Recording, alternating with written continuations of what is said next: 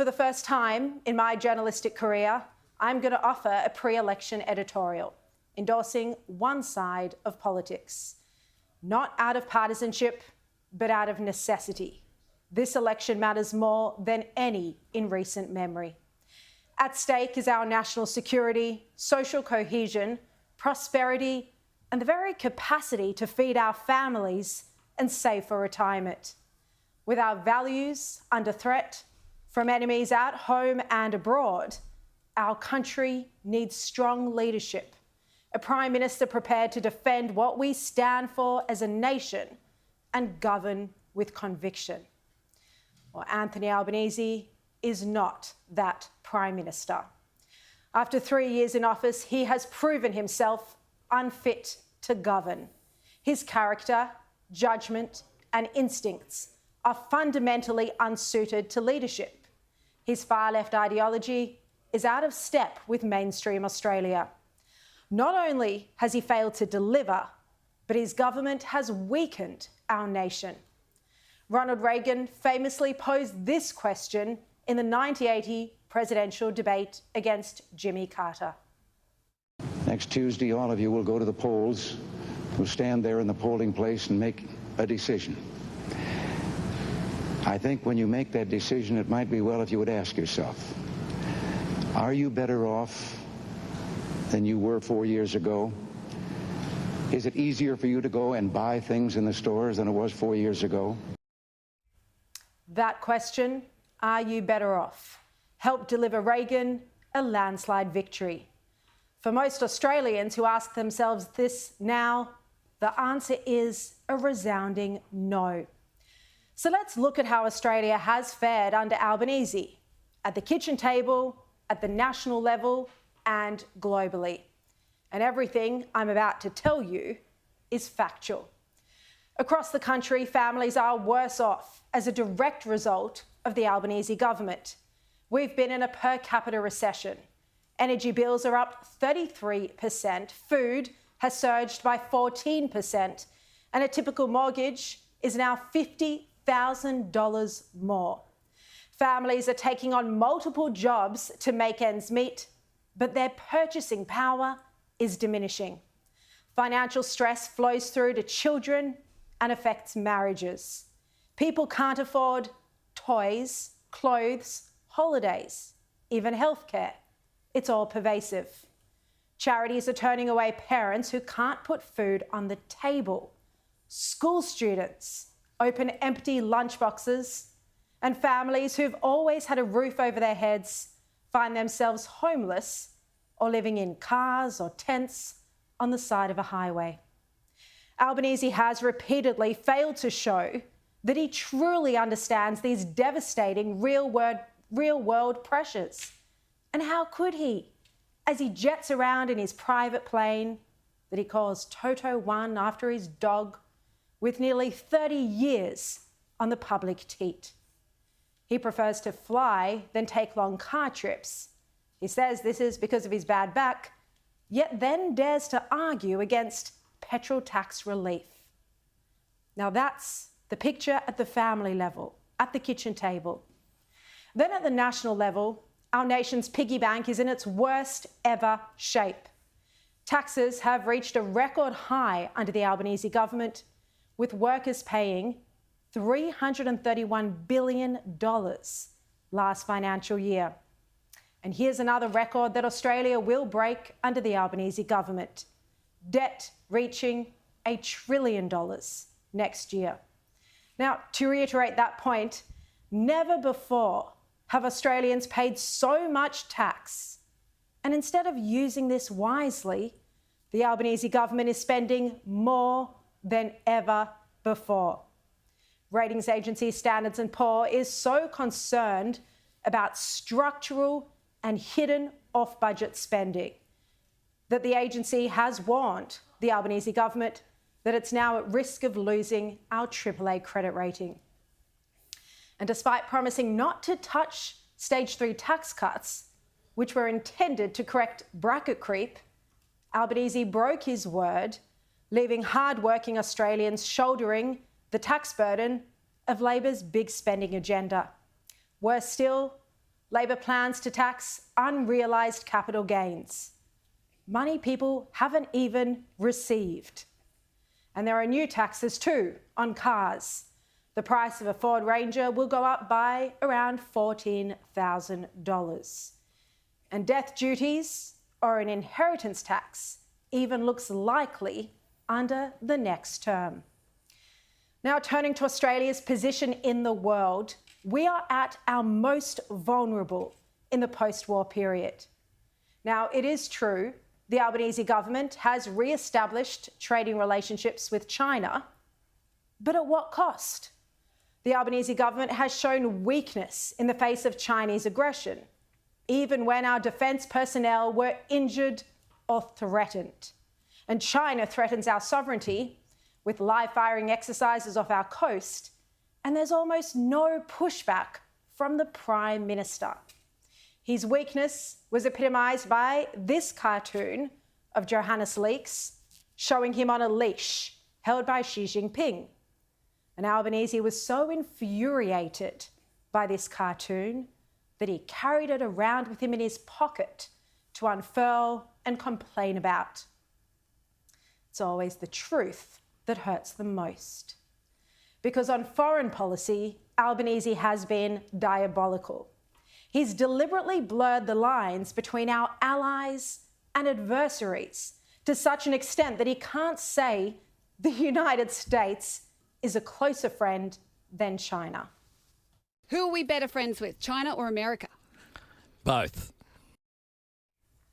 He underestimates the democratic values that bind us to America, values that our soldiers sacrifice their lives to defend. And he ignores the authoritarian practices, including the imprisonment of Cheng Lei, the murder of whistleblowers, and the suppression of free speech that make China fundamentally incompatible with our beliefs. And likewise, his failure to stand firmly beside Israel, a democracy fighting terrorists who slaughtered and still hold hostages captive, is inexplicable and alarming. His equivocation isn't diplomacy, it's moral cowardice. Threats in our region are escalating, from Russia to China. It would be prudent to prepare for the future by investing more heavily in defence, yet Albanese has failed to do this. He has also failed to establish the most basic level of communication with the President of the United States, our most critical ally. And this, in large part, is in direct consequence of his own misjudgment in appointing his mate, Kevin Rudd, to the post of ambassador in Washington. A move, by the way, he told Australians he wouldn't make in yet another broken promise. So from the kitchen table to the nation's piggy bank and our place in the world, Albanese has left us bereft. And that's not to mention the litany of broken promises and scandals. Too numerous to name them all here, but they include the release of criminal detainees, some who went on to reoffend, his high immigration policy, the housing crisis, wasting over $400 million on a divisive voice referendum, and the crime wave in parts of the country, and more. Now, you may be sitting there thinking, well, I'm a journalist on Sky News Australia, and thus you'd expect me to have this perspective. Well, I'll tell you why this is not the case. Because I know Albanese personally. Yes, he came on my show in 2018, and I've interviewed him on many occasions for the Daily Telegraph as well. But it was more personal than that. I've had numerous dinners and coffees with him, sometimes with an editor as well, sometimes one-on-one. He's even picked me up in his car after work in Canberra or dropped into the News Corp offices in Surrey Hills for a cup of coffee. This was one dinner in 2017. Now, I respect the tradition of such meetings being off the record, and so I won't divulge what was discussed on any of those occasions. But the reason I'm sharing this publicly with you tonight is to say that I did get along with Albanese personally. I enjoyed his company, and that my comments now are not from a position of political bias. As you know, I often strongly praise and endorse the centrist state Labor governments of Chris Minns and Peter Malinauskas. But the truth is, I've been deeply, deeply disappointed in Albanese's leadership. And there's no greater issue where this has been the case than on anti-Semitism. His betrayal of our Australian Jewish community for political and ideological purposes has been heartbreaking and shocking. We've faced anti-Semitism not seen since 1930s pre-war Europe, and it's now irreparable. And it's the Prime Minister who's allowed it to flourish. He didn't have enough courage to stand in solidarity with those unjustly demonised. He's quick to condemn white supremacists, and rightly so. But he couldn't stamp out or call out the anti-Semitism from the Muslim community or the pro-Palestinian protest movement, where it's been the most prevalent. His decision to rush through nearly 3,000 visas to a terror-controlled state without adequate security checks shows how he abandoned his care for all Australians. His failure of basic leadership allowed anti-Semitism to spread and has directly jeopardised the safety of Jewish children in Australian schools. And it is not an exaggeration to say there's a lack of safety. The ASIO Director General Mike Burgess said plainly that the greatest threat to life in Australia in 2025 is anti-Semitism. This alone is unforgivable and should disqualify Albanese from future leadership. Now, my response to his failure on anti-Semitism is visceral. As a Jew, as a mother, and as a proud Australian. Because this is about safety, equality, and rejecting racism. This is not the Labor Party of Bob Hawke. It is a radicalised, divisive version led by Albanese and his inner circle, Penny Wong, Tony Burke, Katie Gallagher, and Chris Bowen. They've overseen crises in immigration, housing, and social cohesion. And their incompetence as they've damaged our nation has only been outmatched by their arrogance. I also believe that in life, most of us try to do the right thing. We're honest. We apologise if we make a mistake. But Albanese's growing list of broken promises belies a personal failure to abide by a moral code centred on truth and integrity. There's a difference between spin and outright lies. And Albanese forgot that distinction a long time ago.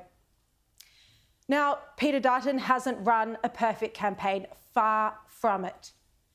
But as the Sunday Telegraph's editorial says, a superior campaign should not outweigh 3 years of pain. And it's a point Peter Dutton himself made today. A lot of families who are really doing it tough, a lot of small businesses who have closed over the last 3 years, and this election really is a referendum not about the election campaign but about the last 3 years of government. Are you better off today than you were 3 years ago? And what will it be like under 3 more years? And is the entire coalition frontbench ready to govern? Well, perhaps not quite, but they won't further erode what makes our nation great. I believe that Dutton's instincts, his values, and his moral clarity are solid and unwavering. He would never compromise the safety of a community for political expediency. He speaks the truth, even when it's unfashionable, and leads by principle, not popularity. At a time of global volatility and financial pressure, he offers the courageous and calm leadership our country needs.